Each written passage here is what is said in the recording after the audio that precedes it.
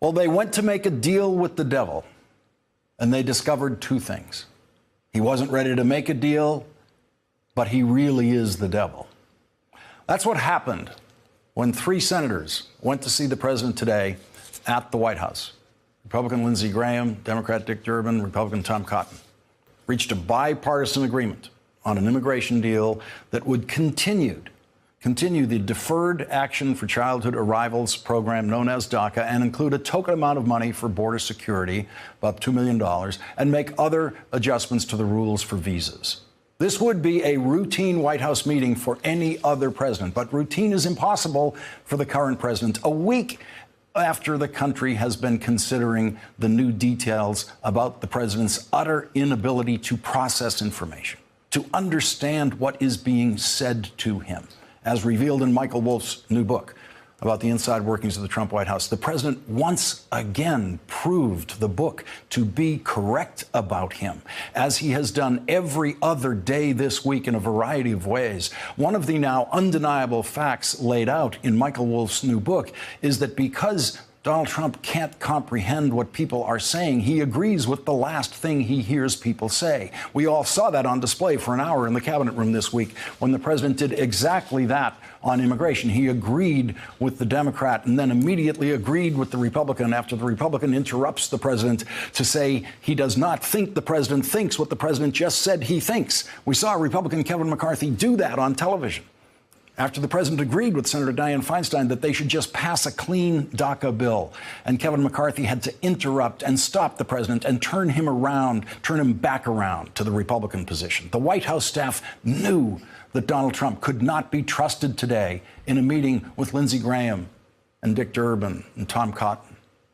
The senators thought that they were going to a meeting with the president to present the Senate's position on this legislation. Perfectly standard Senate meeting with the president.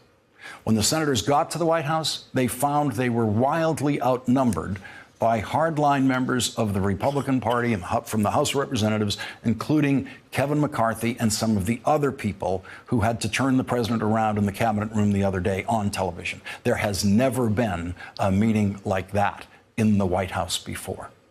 With that kind of imbalance, one Democrat against 6 Republicans, 7 if you count Donald Trump. That's what the White House staff decided they needed to handle the presence of one senator, one Democratic senator, Senator Dick Durbin. They needed 7 on 1 because they knew Donald Trump is no match for Dick Durbin. The White House staff loaded up that room with Republicans. That meeting was structured that way precisely because of Donald Trump's incompetence and declining mental ability that you can read about in Michael Wolff's book. The White House knew that the president couldn't possibly handle himself in that meeting, so they had to bring in Kevin McCarthy to be the president's brain, to tell the president what to think, because the president does not think. But the president feels. Hatred is a feeling.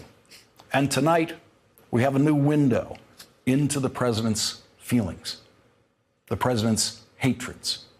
Another piece to add to that mosaic of racism that describes Donald Trump and his father ever since his father was arrested at a Ku Klux Klan meeting in New York City before Donald Trump was born. When they were in the real estate business together, father and son were caught by the Justice Department using racist practices to prevent black people from renting apartments, something that people who have worked for the Trumps have described in detail. There has always been a stain of racism on the Trump name, a stain the president cannot wash off because he has never tried to. Today in the White House, when the discussion turned to the details of immigration from Haiti and African countries, the President of the United States said, "Why are we having all of these people from shithole countries come here? My people came from what Donald Trump would call a shithole country. No running water, no plumbing, no toilets, rampant poverty, disease, and famine. That was the Ireland that my ancestors left to come here just so they could eat. That was back when Trump's family name was still Drumpf, and they lived in what Donald Trump would call a shithole country. Donald Trump doesn't know what he comes from, but he knows just enough about it that he knew he needed to lie about it. He and his father used to lie and say that they were from Swedish ancestry after World War II made them a bit uncomfortable with their German ancestry as they were trying to do business in New York City. Donald Trump knows nothing about where we all came from, and he is a man consumed by hatreds, and we can see him consumed by hatreds every day. Individual hatreds, like his newfound hatred of Steve Bannon, as well as group hatreds from Mexicans to Muslims. And so hating countries is second nature to Donald Trump. Hating is what he does. There are 54 African countries. Donald Trump surely cannot name more than 2 of them. But he knows what he thinks about all of them, every country in Africa, and he said that today. It's not the first time we got a look into this poison section of the president's brain, the president's failing brain. And I say failing brain because it is a brain that fails public intelligence tests every single day. It may also be failing for medical or other reasons, but it fails right before our eyes every day, which is why the lead editorial of the New York Times today is Mr. Trump nuts? The New York Times has never considered such a question about a president of the United States before, and tonight the New York Times has even more reason to raise that issue.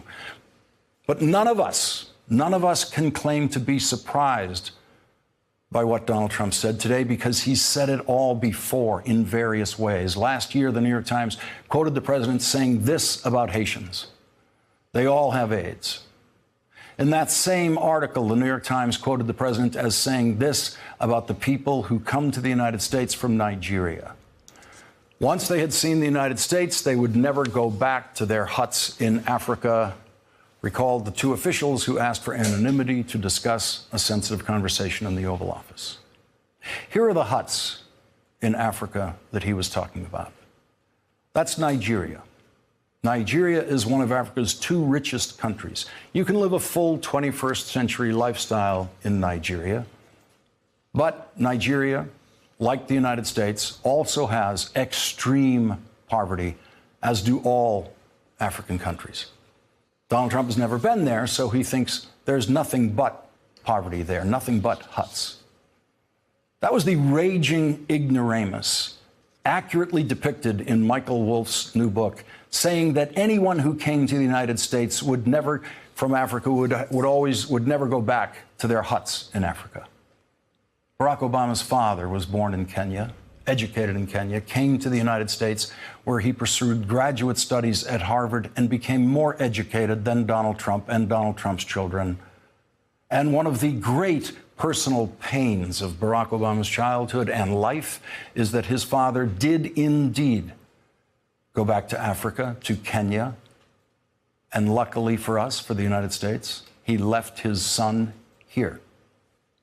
And that son of that temporary immigrant from a country that Donald Trump hates became president of the United States, and that has always been the unique story of the United States. We never know where greatness is coming from. We never know which country greatness is coming from. The leak of the president's hateful comment today was credited to a Democratic source, and we know there was only 1 Democratic senator in the room when he said that, but Senator Durbin probably had at least 1 Democratic staffer in the room with him. And that does not mean that Senator Durbin or his staffer leaked it directly to the press. One of them could have said it to another senator in astonishment, or to several other senators or several other staffers when they got back to the Senate, and then anyone could have leaked it to the press. But the quote has been effectively confirmed by the White House itself tonight, which released a statement in response to the leak, which did not deny that the president said it. And none of the 6 Republicans in the room who witnessed the president saying that has come forward to deny that the president said that. And that is confirmation that he said it. If he did not say those words, Lindsey Graham would have run to a microphone to denounce the leak as absolutely false. And of course, Lindsey Graham knows that the president said those words. And of course, Lindsey Graham was not surprised, could not be surprised. He's been around Donald Trump enough. He's been watching him enough. good and decent people in America and around the world are sickened by what the president said tonight, but no one who has been paying attention to who Donald Trump really is, no one who has been paying attention to that man could possibly be surprised by what he said today.